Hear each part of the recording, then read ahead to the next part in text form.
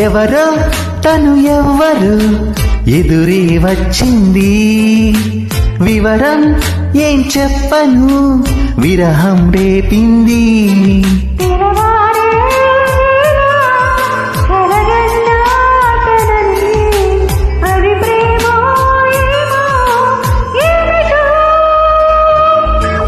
ఎవరో తను ఎవ్వరు ఎదురే వచ్చింది.